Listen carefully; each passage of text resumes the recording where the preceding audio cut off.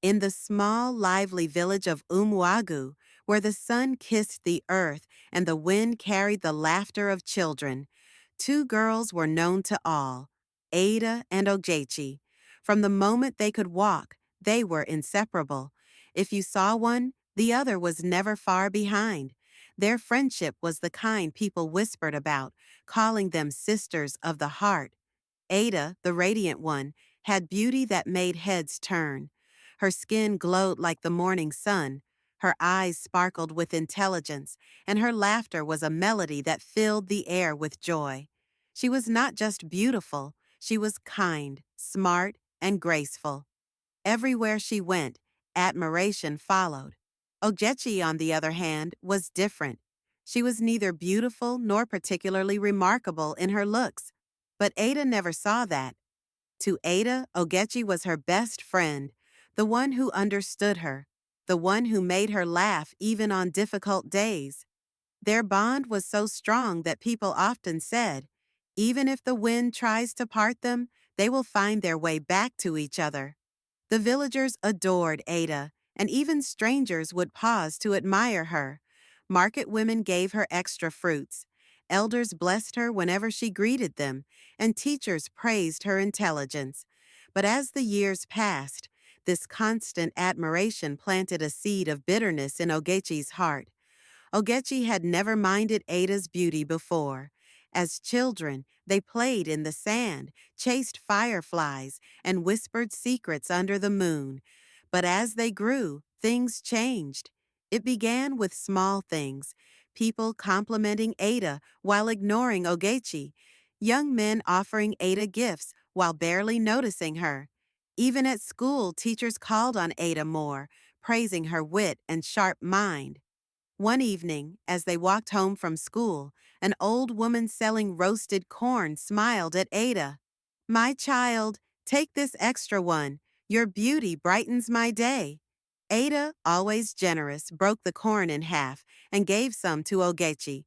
But Ogechi did not smile.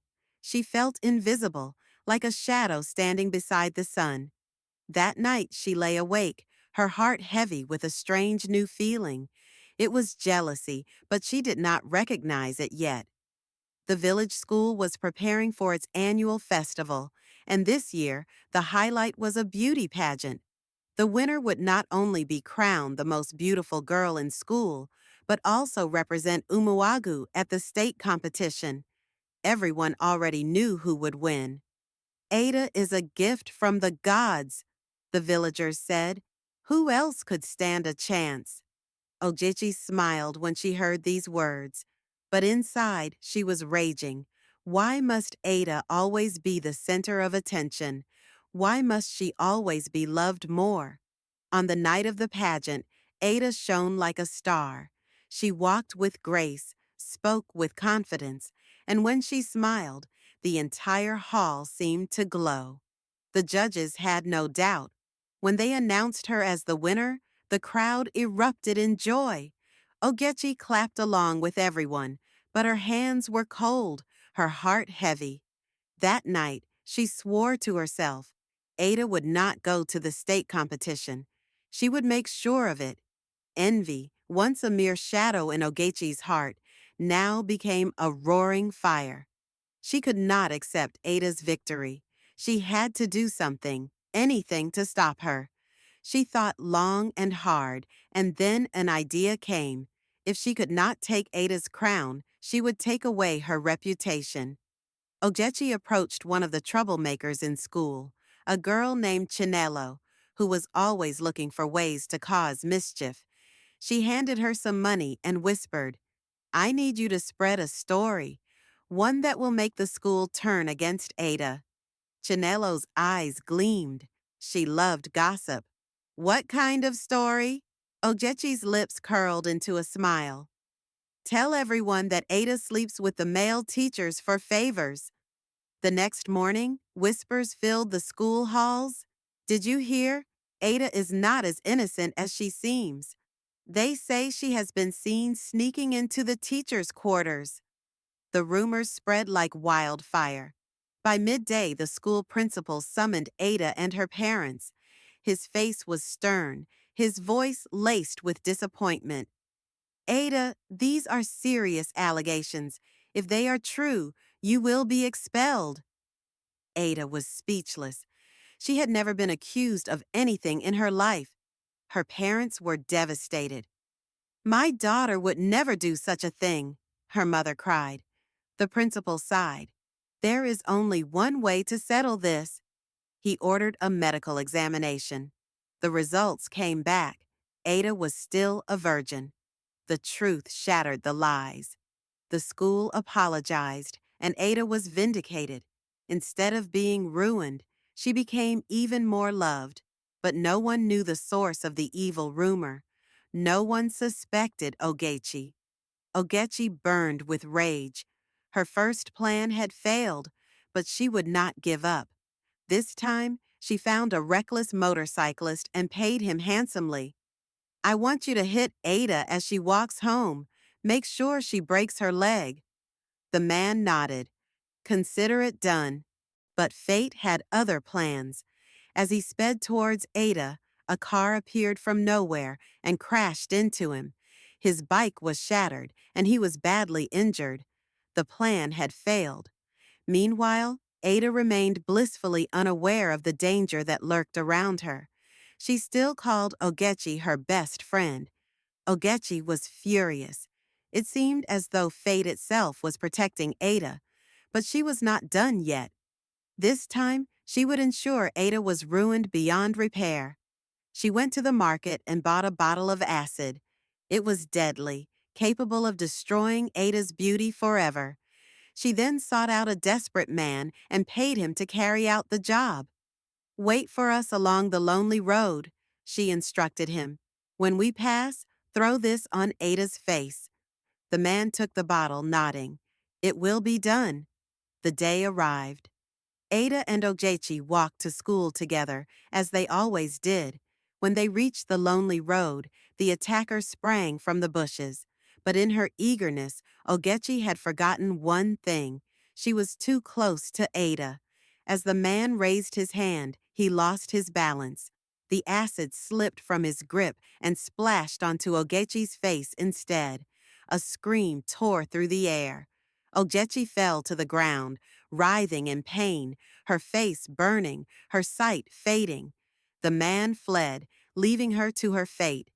Ada screamed for help. Villagers rushed to the scene, carrying Ogechi to the hospital.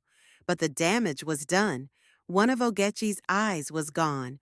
Her face was ruined beyond recognition. And for the first time, she realized she had destroyed herself. Pain. It was the only thing Ogechi could feel. A fire raged across her face, searing through her skin, turning her world into an endless nightmare. The hospital air was thick with the smell of burnt flesh. Nurses whispered in hushed tones, shaking their heads. Doctors worked tirelessly, but the damage was irreversible.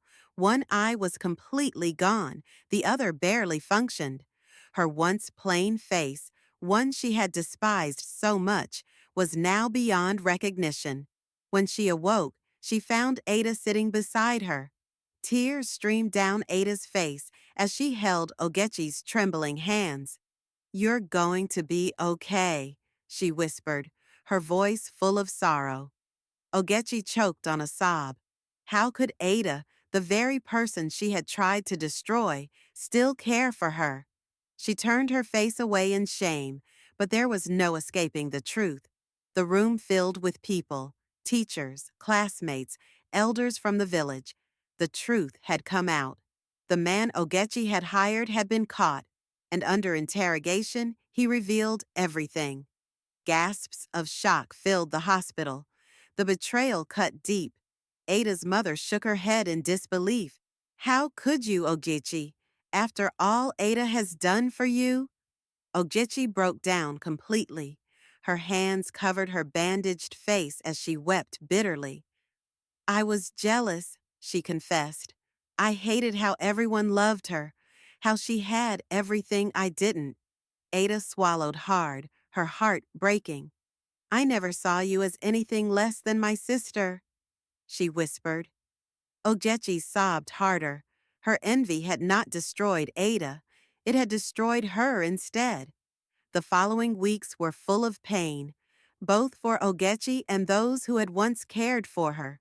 Many people distanced themselves, unable to understand how she could have harbored such evil against her best friend.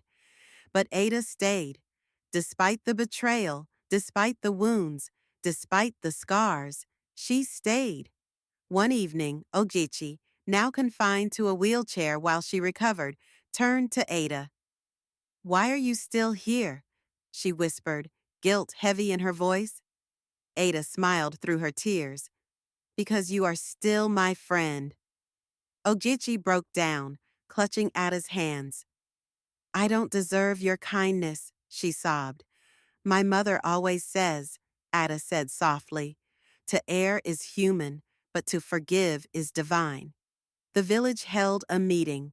Some people wanted Ogechi banished for her wickedness, but Ada stood up for her. "She has already paid the highest price," she said.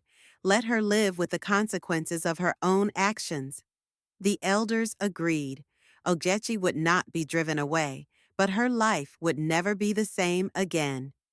Days later, Ada traveled to the state pageantry competition. She stood on the grand stage, dazzling in her beauty, confidence, and grace. The moment her name was called as the winner, the crowd erupted in cheers. She had not only won the title, but also a scholarship to study in the UK. Back in the village, Ogechi watched the celebration from her hospital bed, tears rolling down her disfigured face. Ada had won, but not just the crown. She had won against envy, against betrayal.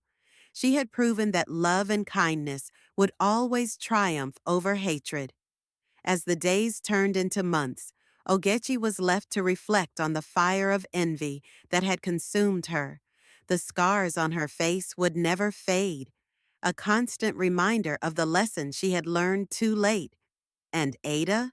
She moved forward, carrying with her the grace and strength that made her shine, not just in beauty, but in heart.